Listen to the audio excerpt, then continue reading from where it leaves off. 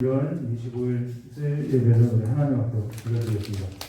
다 같이 찬송 부르도록 하겠습니다.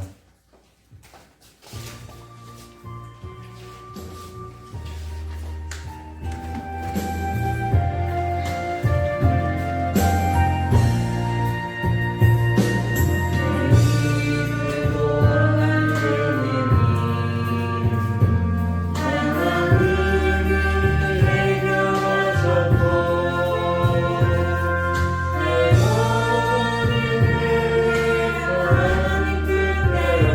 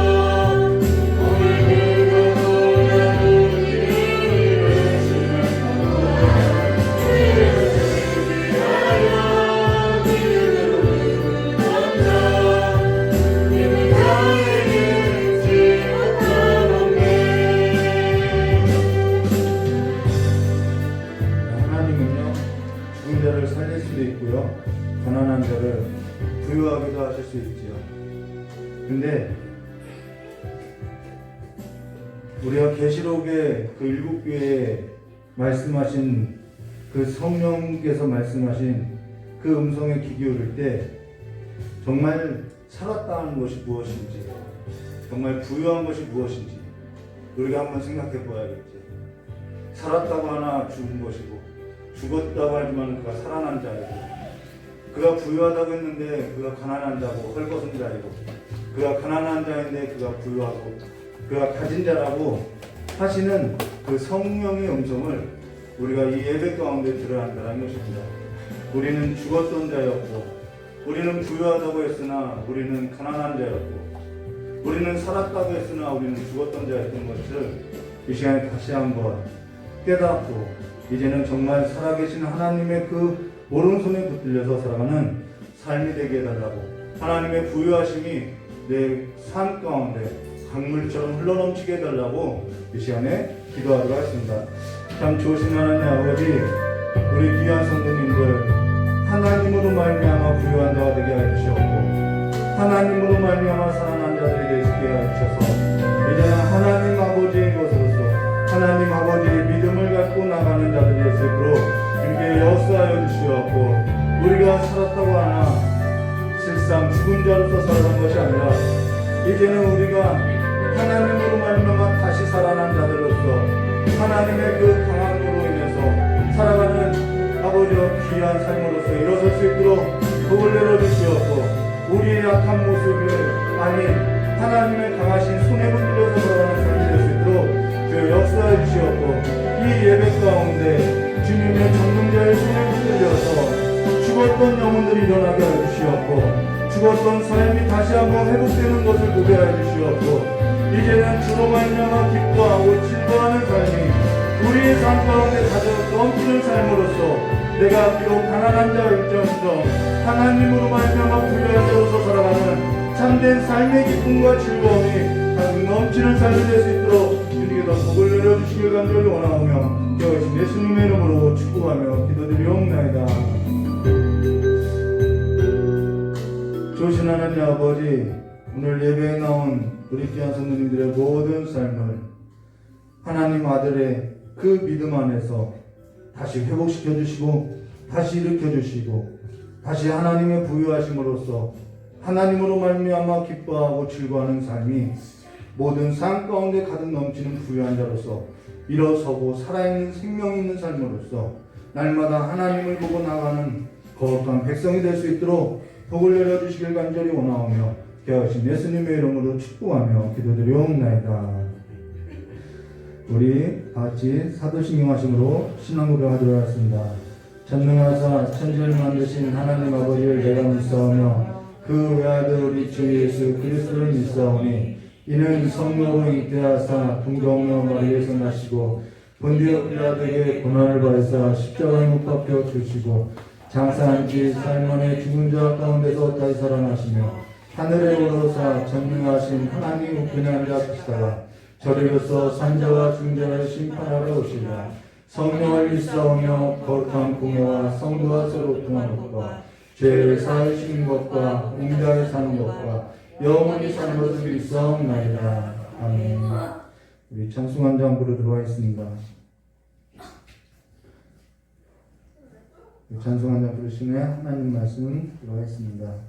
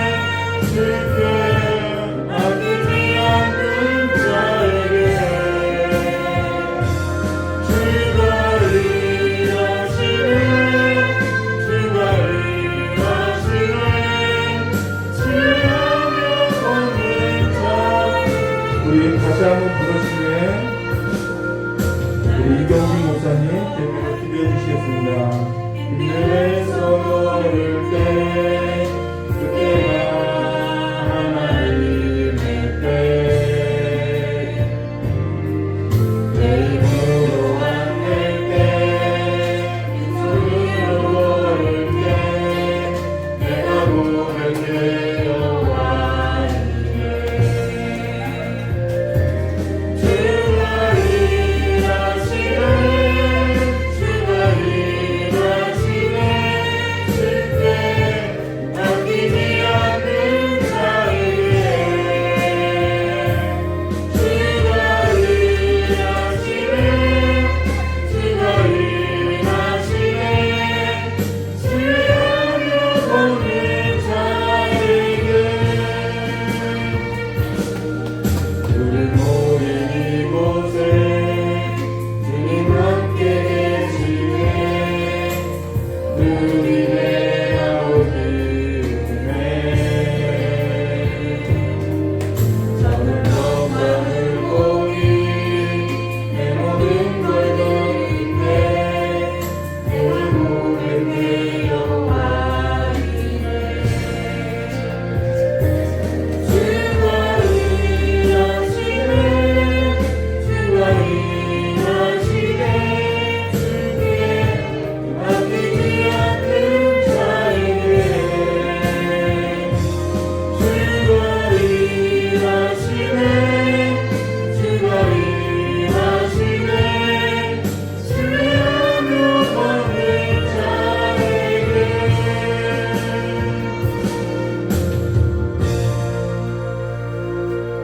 우리 다 같이 기도하도록 하겠습니다. 우리를 위해 독생자 예수 그리스도를 죽기까지 내어주시는 그 한없이 넓고 크신 사랑으로 오늘 여기까지 인도하여 주신 하나님 앞에 감사와 영광을 올려드립니다. 우리를 주께서 만세전에 택하시고 부르시어 하나님의 자녀 삼아주시고 아버지 우리가 세상에 나가 살 때에 우리의 힘으로 산다 하지만 주님께서 우리가 알지 못할 때에도 도우시고 붙들어 주시고 은혜 내려 주셔서 아버지 이 시간 예배 자리에 나올 수 있도록 인도하여 주시니 감사합니다. 하나님 아버지 우리의 모든 삶이 이제는 정말 온전히 주님만을 따르며 주님만을 바라보며 주님만을 주인 삼으며 주님만을 믿고 순종하는 삶을 살기를 원하오니 아버지 이 시간에 우리의 모든 연약함을 주 앞에 고백하고 내려놓을 때에 아버지께서 한없는 은혜와 자비와 긍휼을 베풀어 주셔서 아버지의 자녀로서 이 세상을 살아나가기에 부족함이 없도록 주님 이 시간에 모인 우리 모두를 축복하여 주시기를 간절히 원하옵나이다. 아버지 예배 가운데 우리를 부르시고 또한 아버지께서 주시고자 또 전하실 말씀이 있으셔서 아버지 강단에 귀한 목사님을 세우셨사오니 아버지 귀한 종을 통하여 아버지 우리에게 선포되어지는 하나님의 말씀이 아버지 반석을 쳐서 부스러뜨리는 방망이와 같이 우리의 심령을 깨뜨리게 하여 주시고 우리의 굳은 마음을 제하여 주시는 시간 될 수 있도록 오직 성령으로 은혜 내려 주시옵소서. 말씀이 깨달아질 때에 말씀이 우리의 가슴을 찌를 때에 아멘 하며 주 앞에 엎드려지는 은혜가 있게 하시고 우리의 삶을 돌이키는 은혜가 있게 하시고 다시 한번 하나님의 자녀로서의 그 정체성을 회복하고 세상 가운데 나갈 수 있는 담대한 믿음과 또한 굳은 결단을 할 수 있도록 우리의 마음과 생각과 심령을 오직 성령께서 주관하여 주실 줄을 믿사오며 거룩하고 존귀하신 예수 그리스도의 이름으로 감사하며 기도드리옵나이다. 아멘. 우리 하나님 말씀 보도록 사사기서 3장 24절에서부터 31절까지의 말씀 보도록 하겠습니다. 사사기서 3장 24절에서부터 31절까지 한 절 한 절 교도하도록 하겠습니다.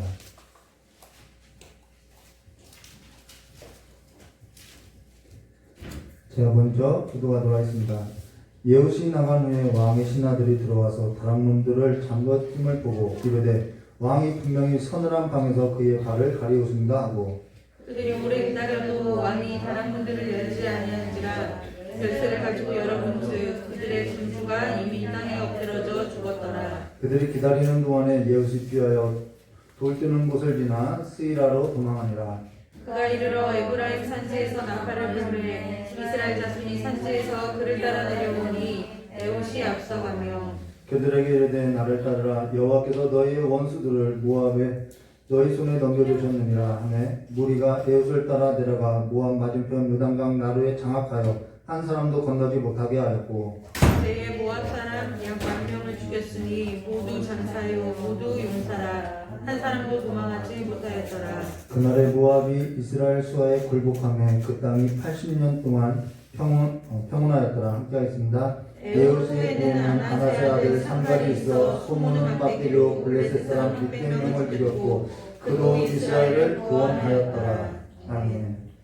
자, 기도하도록 하겠습니다. 오직 하나님과 우리 사이에 한 구원자를 세워싸우는, 오직 한 구원자를 붙들고 나가는 믿음의 사람들이 되게 하여 주시옵고, 하나님께서 우리에게 주신 한 의, 오직 그 믿음으로서 살아가는 거룩한 삶이 될 수 있도록 복을 허락하여 주시길 간절히 원하오며 귀하신 예수님의 이름으로 축복하며 기도드리옵나이다. 네, 오늘은 사사기서 3장 12절부터요 31절까지 예후과 삼갈과 함께 하신 하나님이라는 제목으로 우리 함께 보도하겠습니다. 오늘 지난 설교에 이어서요 12절 말씀을 바로 보면요, 이스라엘 자손이 또 여호와의 목전에 악을 행하니라 라고 시작하고 있죠. 그리고 나서 이스라엘 자손이 여호와의 목전에 악을 행함으로 여호와께서 모압 왕 에글론을 강성하게 하사 그들을 대적하게 하시매 라는 말로 주변 나라로 강성하게 해서 그들에게 대적의 손에 넘기셨다는 것입니다. 이건 계속해서 이스라엘 자손들의 하나의 삶의 패턴으로 나타난 것이죠.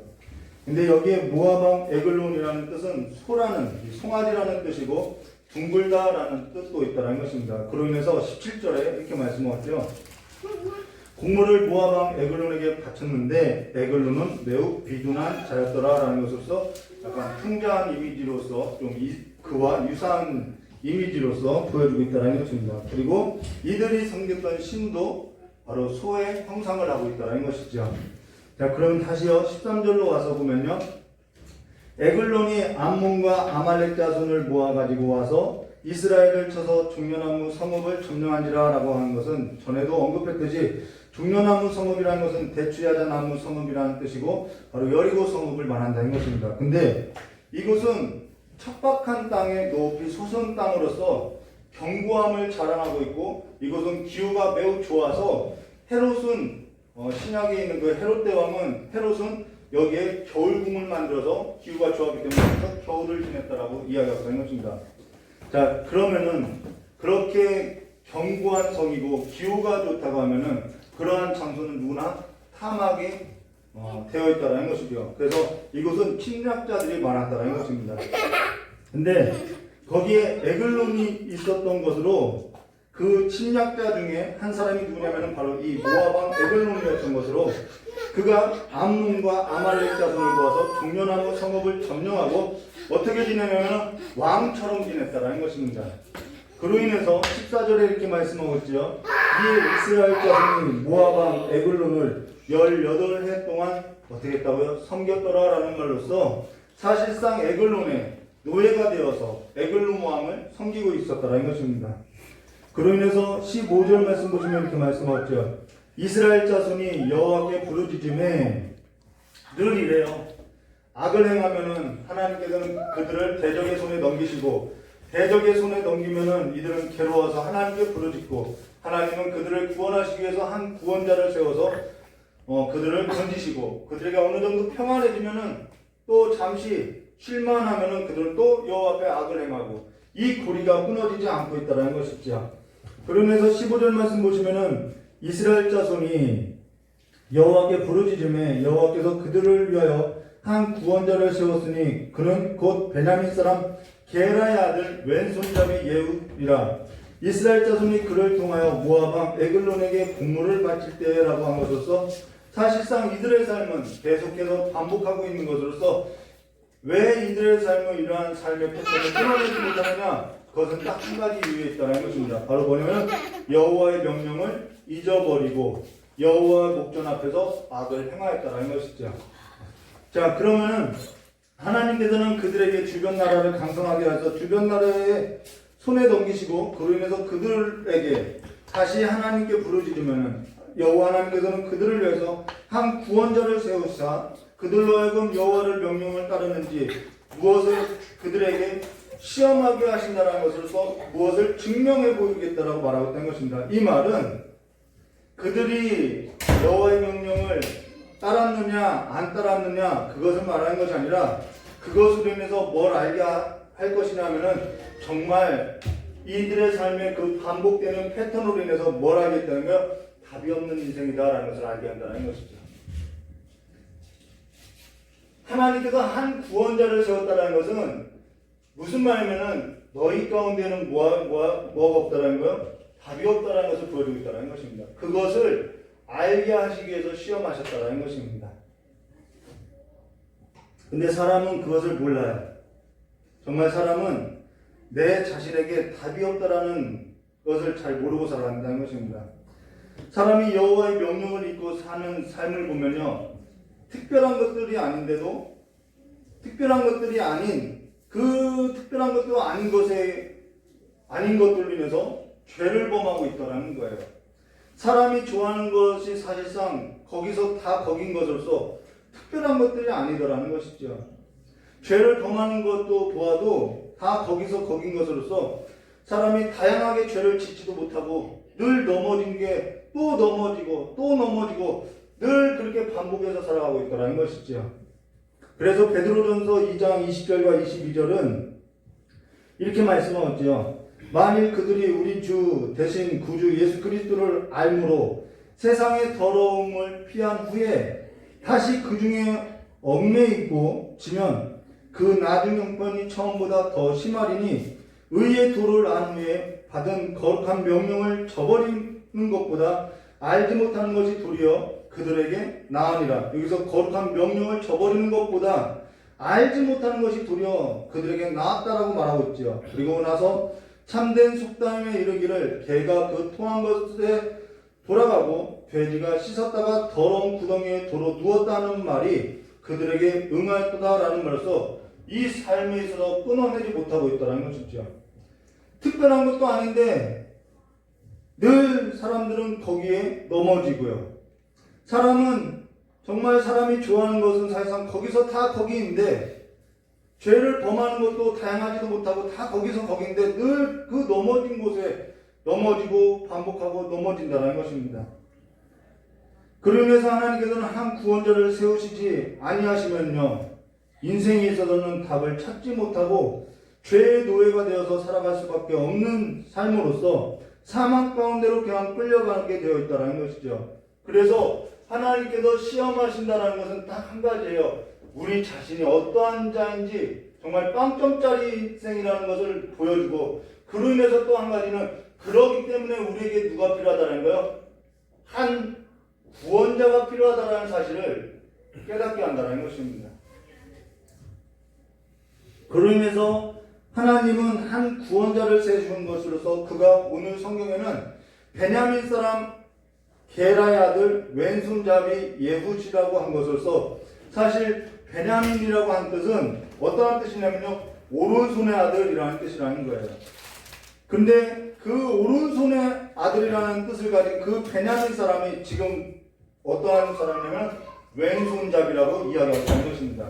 뭔가 이것은 어울리지 않는 것을 보여주고 있다는 것이죠. 자, 근데 이 베냐민이라는 것은 창세기 35장 16절과 18절의 말씀에 보시면 나오는데요. 그들이 베델에서 길을 떠나 에브라스에 이르기까지 얼마간 거리를 둔 곳에서 라헬이 해산하게 되어 심히 고생하여 그 난산할 즈음에 산파가 그에게 이르되 두려워하지 말라, 지금 내가 또 등남하리라 하며 그가 죽게 되어 그 혼이 떠나갈 때쯤에 아들의 이름을 베노니라고 불렀으니 그의 아버지가 그를 베냐민이라 불렀더라라는 것에서 이 베노니라는 이름에서 베냐민이라고 불렀다라는 것입니다. 이 베노니라는 말은 슬픔의 아들이라는 뜻이라는 거예요. 근데 그 슬픔의 아들의 이름을 야곱은 뭐라 불렀냐면 오른손의 아들이다라고 불렀다라는 것이죠. 여기에는 성경 전체 속에 깊은 뜻을 담고 있는데요. 사도 바울이 뭐라고 했냐면요, 로마서 11장 1절에 그러므로 내가 말하노니 하나님이 자기 백성을 버리셨느냐? 그럴 수 없느니라. 나도 이스라엘의 인이요 아브라함의 씨에서 난 자요 베냐민 사람이다. 베냐민 지파라라는 것으로서 자신도 베냐민 사람이라고, 베냐민 지파라고 하면서 깊은 인생의 전반에서 깊은 한 줄기의 뭐랄까요, 어떠한 내용을, 자신의 그 삶에 관한 그 모든 내용을 담아내고 있다는 것입니다. 근데 왼손잡이라는 말은 이 지금 에웃이 베냐민 사람인데 그가 왼손잡이라는 것입니다. 근데 이 왼손잡이라는 말은 우리가 생각한 것처럼 왼손을 이제 오른손을 쓰지 않고 이 왼손을 능숙하게 쓰는 사람이라는 뜻이 아니라 오른손을 쓸 수 없는 불구로서 왼손을 썼다라는 말이라는 거예요.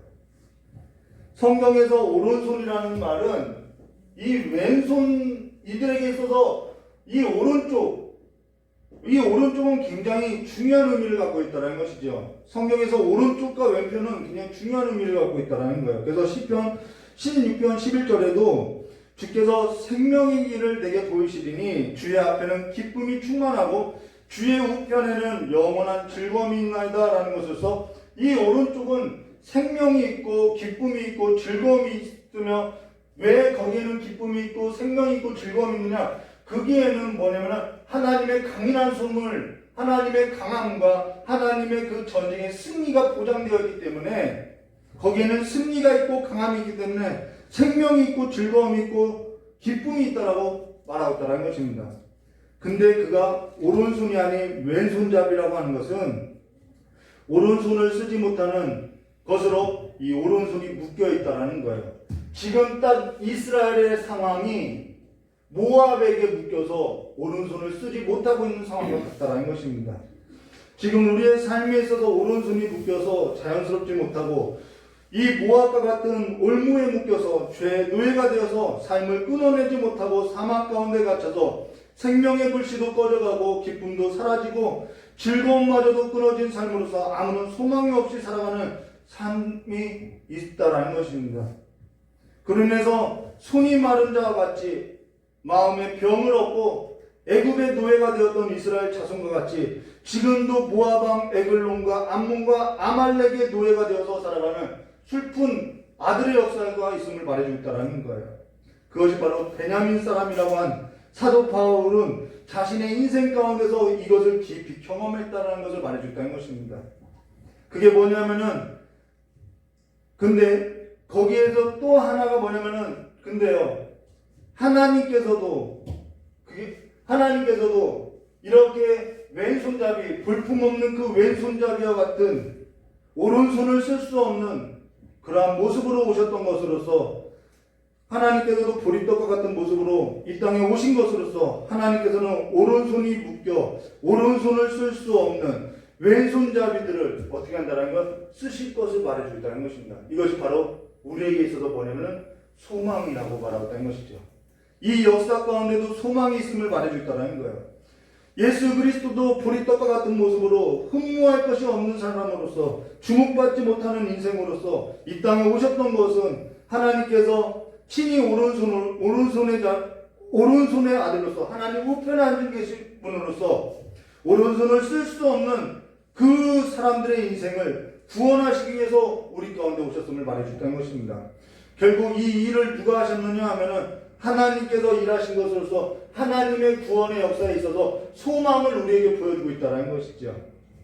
그러면 우리의 소망은 나의 오른손에 있는 것이 아니라 내가 왼손잡이여도 내가 가진 것이 없어도 내가 힘이 없어도 나에게 생명이 없고 소망이 없고 기쁨이 사라졌다고 해도 나에게서는 전능자의 오른손이 있다는 그 사실을 믿어야 할 것을 하나님께서 일하심을 믿어야 할 것을 말해주고 있다는 것이죠.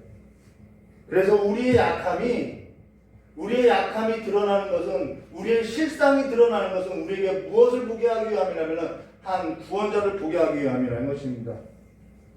우리의 삶에 있어서 그 한 구원자를 보고 한 구원자를 믿게 된 것이 우리의 삶의 소망이라는 것을 말해주고 있다는 것이죠. 그로 인해서 이스라엘 자손이 예웃을 통하여서 모압왕 에글론에게 공물을 바칠 때라는 것은 이스라엘 자손들이 이 예웃이라는 이 왼손잡이 정말 오른손을 쓰지 못하는 이 예웃에게 곡물을 다 모아다가 갖다 놓으면은 그 예웃이 바로 곡물을 모아다가 이 모압왕 에글론에게 곡물을 바쳤다는 것입니다. 근데 이 예훗이 모압 왕에게 공물을 바친 것은 그가 용사가 아니라 정말 살인의 위협이 전혀 되지 않은 자이기 때문에 그렇게 쓰여졌다는 것이죠. 근데 하나님의 뜻이, 하나님의 일하심이 바로 여기에 있다는 것입니다. 그가 전쟁의 용사였다면 이 일에 그를 그러한 일에 있어서 에글론에게 공물을 바치는 일에 있어서 시키지 못했다는 것이죠. 물론 베냐민 지파 사람들은요, 오른손을 나무에 묶고 기둥에 묶어서 이 왼손을 능숙하게 이 물매질을 할 수 있도록, 그래서 쓸 수 있도록 연습을 해서 용사로 만들었다고 하지만은 오늘 성경에서 말하는 것은 용사의 뜻이 아니라 무슨 말씀으로 하고 있냐면은 오른손이 묶여서 왼손을 능숙하지 쓰지 못하는 그러한 삶을 보여주고 있다는 것입니다. 어찌됐든 예훗은 살해의 위협이 되지 않은 인물로서 그가 이스라엘 자손들에게 고물을 모아서 모압 왕 에글론에게 바치는 일을 하고 있었다는 것이죠.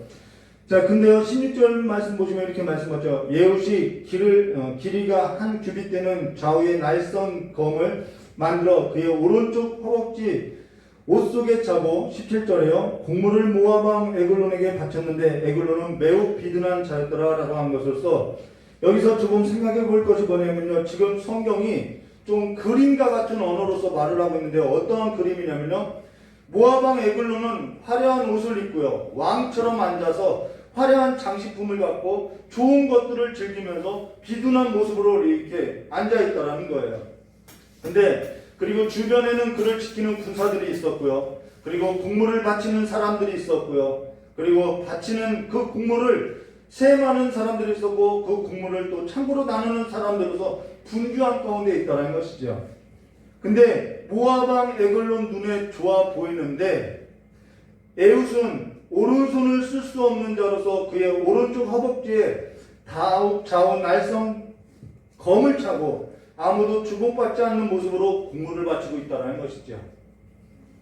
그런 후에 18절과 19절에 이렇게 말씀하셨죠. 예훗이 곡물 바치기를 마친 후에 곡물을 메고 온 자들을 보내고 자기는 길갈 근처 돌 뜨는 곳에서부터 돌아와서 이르되, 왕이여, 내가 은밀한 일을 왕에게 아뢰려 하나이다 하니 왕이 명령하여 조용히 하라 하매 모셔선 자들이 다 물러간지라 라는 것으로서, 지금 모압 왕 에글론은 해서는 안 될 짓을 하고 있고 지금 이들은 있을 수 없는 일들을 지금 하고 있다는 것입니다. 그러면 이 일은 누가 한 일이냐면은 하나님께서 하신 일이라는 거죠.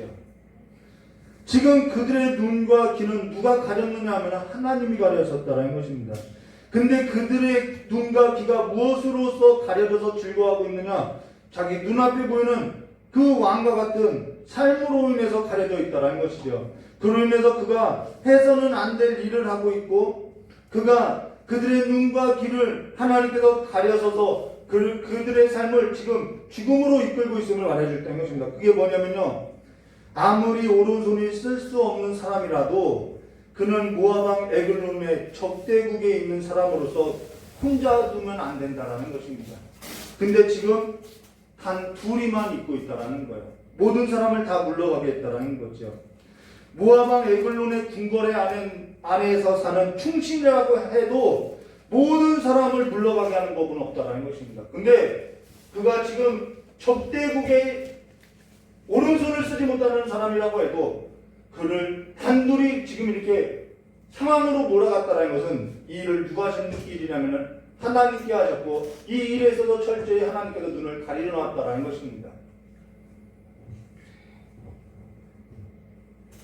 그리고 또 성경을 보면요, 길갈 근처 돌 뜨는 곳에서부터 돌아와서라는 이 계기가 있는데요, 길갈 근처 돌 뜨는 곳에서부터 돌아와서라는 말은 이 돌을 뜨는 곳, 이 채석장을 말하는 것이 아니라 바로 돌을 뜬다라는 것이 뭐냐면 우상을 만드는 일이었다는 것입니다.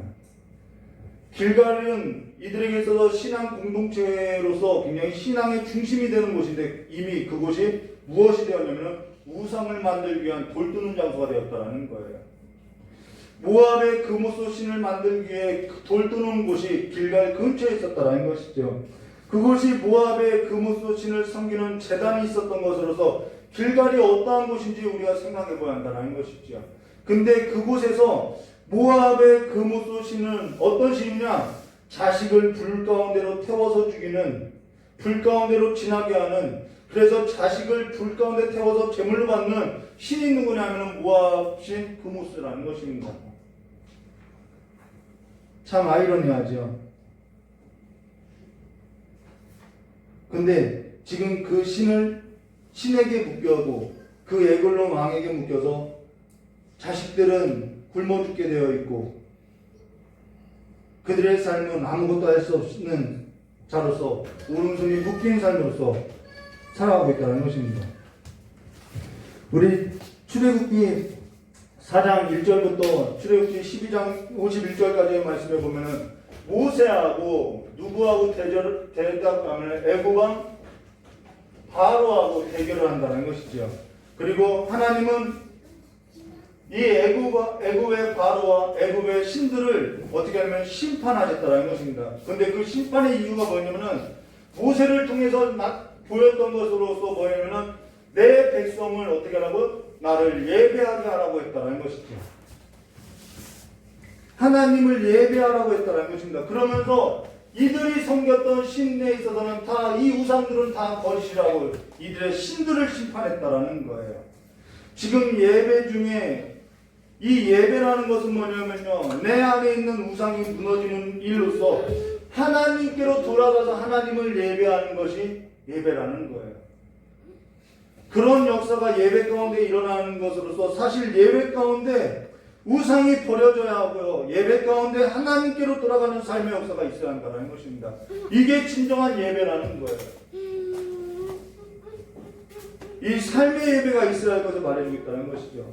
예배는 다른 것이 아니요, 내 백성을 나로 예배하게 하라.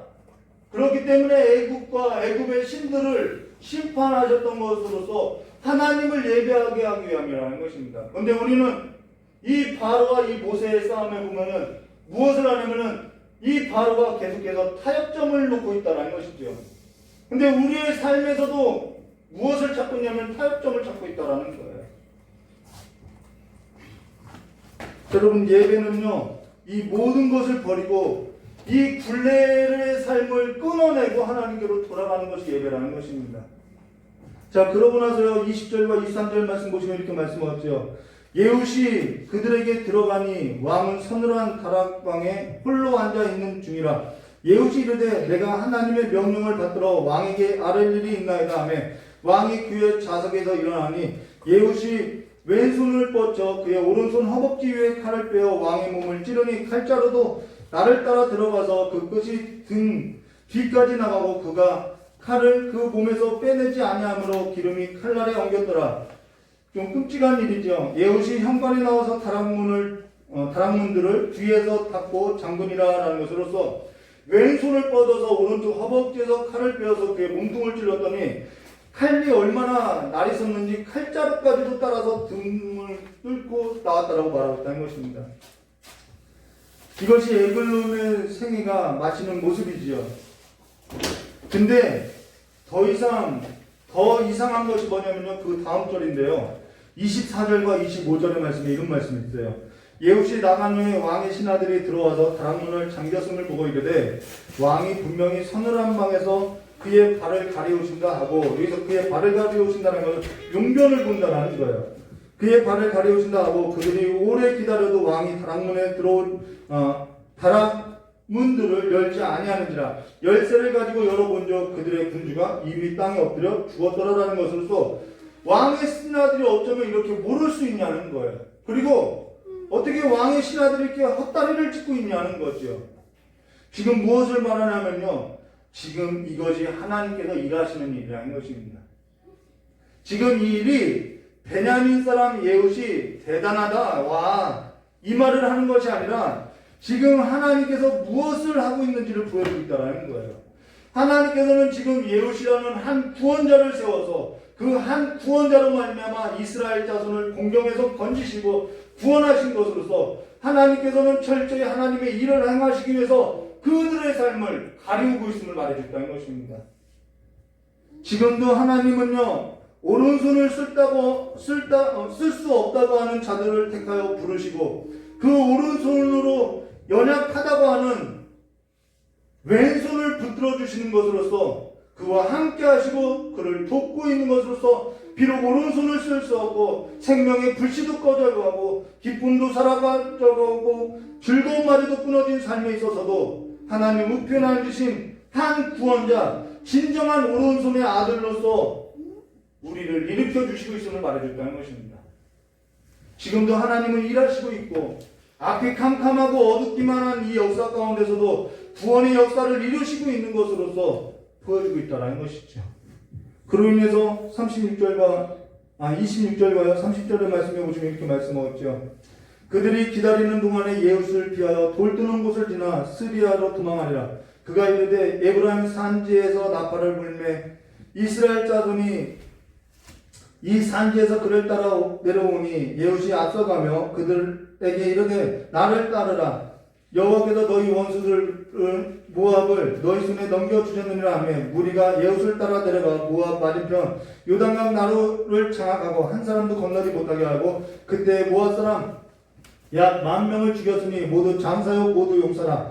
한 사람도 도망하지 못하더라. 그날에 모압이 이스라엘 수하에 굴복하고 그 땅에 80년 동안 평온하였더라라고 말하였다는 것입니다. 여기서 이스라엘 백성이 베냐민 사람 예후스를 따른 것은 하나님께서 한 구원자를 따르게 하신 것으로서 하나님께서 한 구원자로 말미암아 모압 왕을 처단했기 때문이라는 거예요.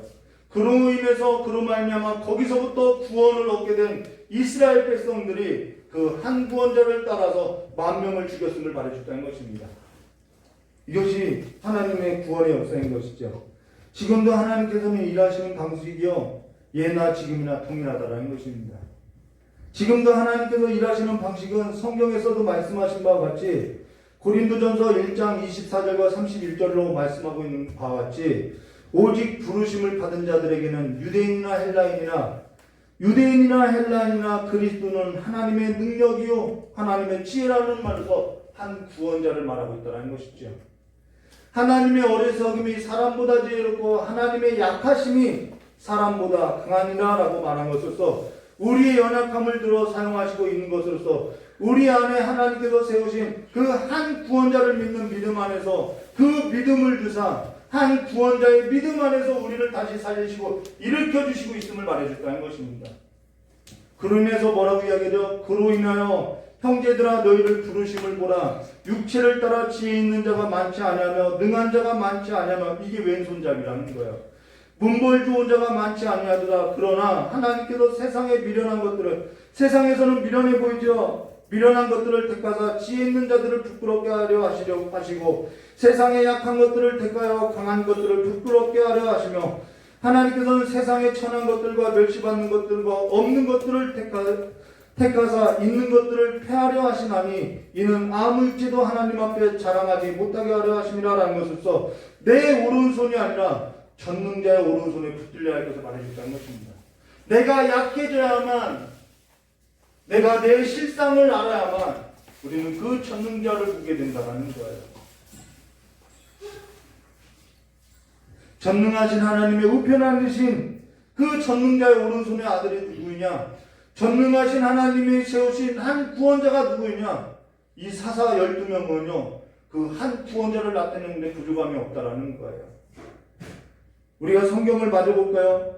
너희는 하나님께로부터 나서 그리스도 예수 안에 있고 예수는 하나님께로부터 나와서 우리에게 지혜와 의로움과 거룩함과 구원함이 되셨으니 기록된 바 자랑하는 자는 주 안에서 자랑하라 한 바 같이 하려 하심이라 라고 말씀하고 있다는 것입니다.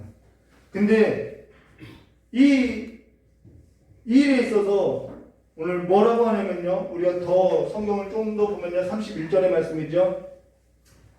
31절에 예후에는 아나세 아들 삼갈이 있어 소문은 막대기로 블레셋 사람 600명을 죽였고 그도 이스라엘을 구원하였더라 라고 이야기하고 있다는 것입니다.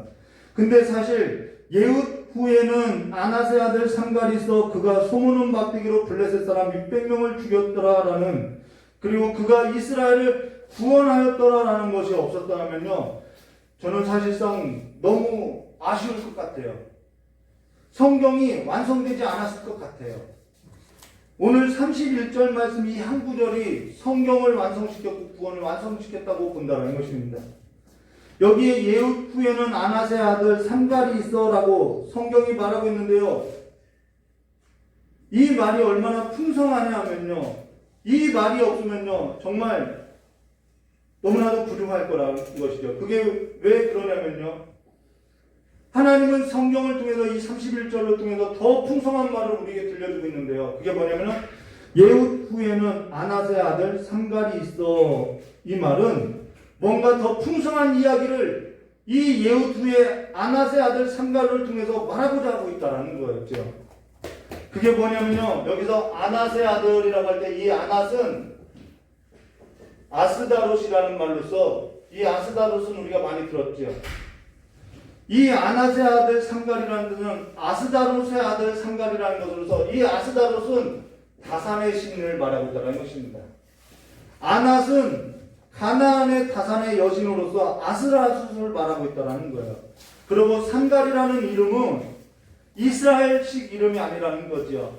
그러고 그가 소무는 막대기라는 그 소라는 것은 바로 이 아스다롯의 뭐냐면은 남편으로서 바알 신을 말하는 것이 바로 소라는 것입니다.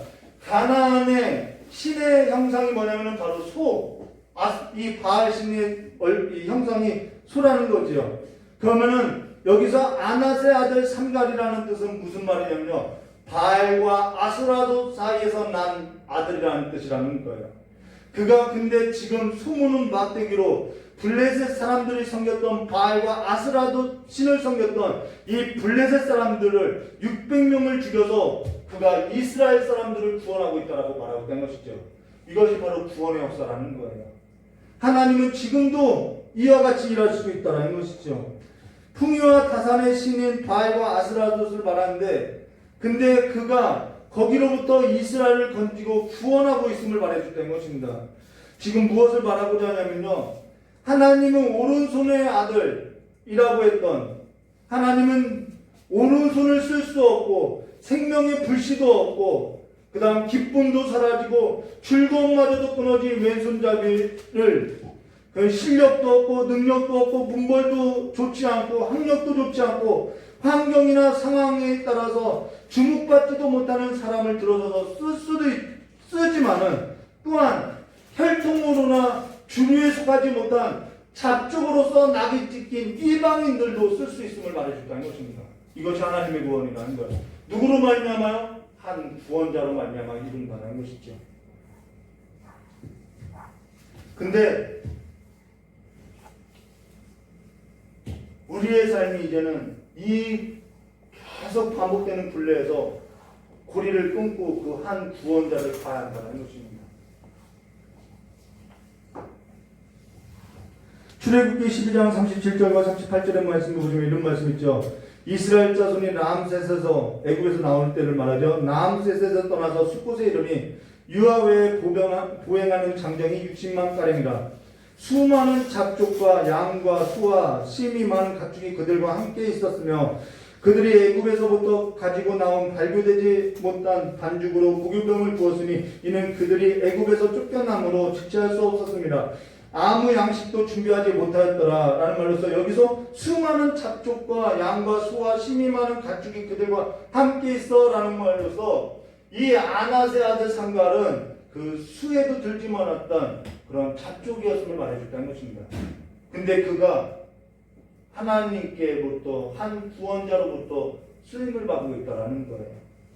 하나님께서는 히브리인의 하나님이라는 말은 히브리 민족을 말하는 것이 아니라 계층을 말하는 것으로서 가장 밑바닥의 인생으로서 하나님의 도움 없이는 살아갈 수 없는 자들을 말한다는 거예요.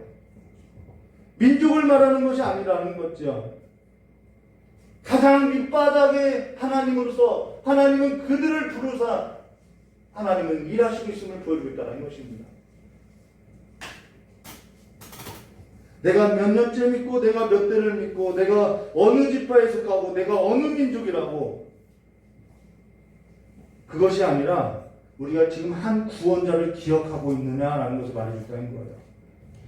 하나님께서는 우리를 위해 우리를 대신하여서 한 구원자를 세우신 것을 보고 경험한 것으로 하나님께서는 한 구원자 안에서 우리를 부르시는 그 부르심에 있어서 기억하고 한 구원자를 믿고 사는 삶으로 좌우의 날선 검과 같은 삶으로 지금도 내 삶에 있어서 그 한 구원자를 기억하고 살아가는 것이 선명하냐? 이것을 묻고 있다는 것입니다.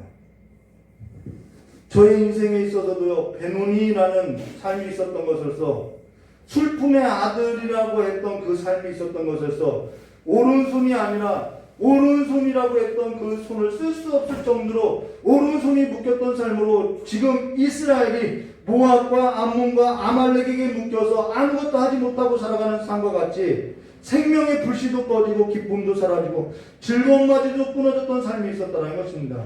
그래서 벌레요 들짐승이라고 아무도 주목받지 못했던 삶으로서 나는 날 때부터 하나님의 바깥에 있었던 자였고 이방인으로서 하나님께 복을 얻지 못하는 하나님과 거리가 멀었던 삶으로서 아무런 소망이 없는 외로로서 살았던 적이 있었다는 거예요. 근데 한 구원자로 말미암아 살았다는 것입니다. 그것을 에베소서 2장 11절과 13절에 이렇게 말씀하죠. 그러므로 생각하라. 우리는 그것을 생각해야 하는 거죠. 너희는 그때 육체로는 이방인이요 손으로는 육체의 할례를 받은 육체의 할례를 받은 무리라 칭함을 받은 자들로부터 할례를 받지 못하는 무리라고 칭함을 받은 자들이라. 그때 너희는 그리스도 밖에 있었고 이스라엘 나라 밖의 사람이라. 약속의 언약에 대하여는 외인이요 세상에는 소망이 없고 하나님도 없는 자이더니 이제는 전에 멀리 있던 너희가 누구로 말미암아 그리스도 예수 안에서 그의 피로 가까워졌느니라 라는 말로써 우리는 한 구원자로 말미암아 살게 되었다는 것입니다. 근데 우리가 그 첫사람을 잊고 살아가는 것은요, 내가 이 굴레를 끊어내지 않고 있다는 것입니다. 그로 인해서 왼손잡이여도 상관없고 잡족이라도 상관없고 유대인이나 헬라인이나 야만인이라도 예수 그리스도 안에는 차별이 없음을 말해준다는 것이죠. 그로 인해서 에베소서 2장 14절과 19절의 말씀과 같이 그는 우리의 화평이신지라 둘로 하나를 만드사 원수된 것 곧 중간에 막힌 담을 자기 육체로 하시고 법조문으로 된 계명을 율법을 폐하셨으니 이는 이 둘로 자기 안에서 한 세 사람을 지어 화평하게 하시고 또 십자가로 이 둘을 한 몸으로 하나님과 화목하게 하려 하심이라. 원수된 것을 십자가로 수멸하시고 또 오셔서 먼 데 있는 너에게 평안을 전하시고 가까운 데에 있는 자들에게 평안을 전하셨으니 이는 그로 말미암아 우리 둘이 한 성령 안에서 아버지께 나아감을 얻게 하려 하심이라. 그러므로 이제부터 너희는 외인도 아니요 나그네도 아니요 오직 성도들과 동일한 시민이요 하나님의 권속이라는 말로써 구원을 얻게 되었다는 것입니다. 지금도 하나님은 한 구원자로 말미암아 구원을 이루시고 있다는 거예요. 남들은 잘 나가는데 내 삶은 왜 이렇게 내 삶은 오른손이 묶인 것 같이 안 되냐는 거죠. 근데 하나님은 쓸 수 없고 내가 익숙하지 않았던 그 왼손을 하나님의 오른손으로 붙들어 주셔서 애국과 같이 쓰실 수 있음을 말해줬다는 것입니다. 지금 한날 가운데 하나님과 평강을 누리게 된 삶은요, 이 애국과 상갈의 한 개인의 위대함을 말하고자 하는 것이 아니라 하나님께서 우리 가운데 함께 하시고 우리 가운데 한 구원자로 세워서 그 구원자로 말미암아 우리가 살게 하시게 지금도 구원의 역사를 이루시고 있음을 말해줬다는 것입니다. 지금도 하나님은 한 구원자 안에서 약한 자들을 붙드시고 주께로 돌아오게 하는 하나님의 구원의 역사를 나타내 보이시는 것으로서 생명의 불꽃을 피우고요, 꽃을 피우고 열매를 맺게 하고요, 기쁨을 회복시키고요, 즐거운 삶이 넘치는 삶으로 승리를 맛보게 하시고요, 약한 자들을 강하게 하시고 약한 자들을 강하게 하시는 그 믿음을 부어주셔서 하나님의 아들의 믿음을 갖고 살아가는 삶으로서 회복하고 있다는 거예요. 지금 여러분의 삶에 있어서 세상의 우상이 아닌 세상의 우상을 버리고 우리가 잊고 있었던 하나님 우편에 주신 예수 그리스도를 바라보고 살아가는 삶으로서 그 한 구원자로 말미암아 이제는 다시 살아나는 삶으로서 생명을 얻고 기쁨을 얻고 즐거움이 충만하고 가득한 삶으로서 날마다 주와 평강을 누리시는 삶이 되시기를 주님의 이름으로 축원합니다. 같이 기도하도록 하겠습니다. 참 좋으신 하나님 아버지, 죽음 가운데 있었고 하나님을 떠나서 사망 가운데 있었던 우리를 하나님께서 우리를 택하시고 불러서 하나님의 아들의 믿음으로서 살아가는 풍성함을 얻게 하셨사오니 날마다 그 하나님의 구원하심을 맛보고 살아가는 삶으로서 날마다 그 한 구원자로 말미암아 살아가는 그 삶의 시선을 떼지 않고 날마다 하나님의 의를 보는 그 삶으로서 믿음의 삶이 될 수 있도록 믿음으로 나가고 믿음으로 일어서는 귀한 삶이 될 수 있도록 복을 내려주시길 간절히 원하오며 기하고 계신 예수님의 이름으로 축복하며 기도드리옵나이다.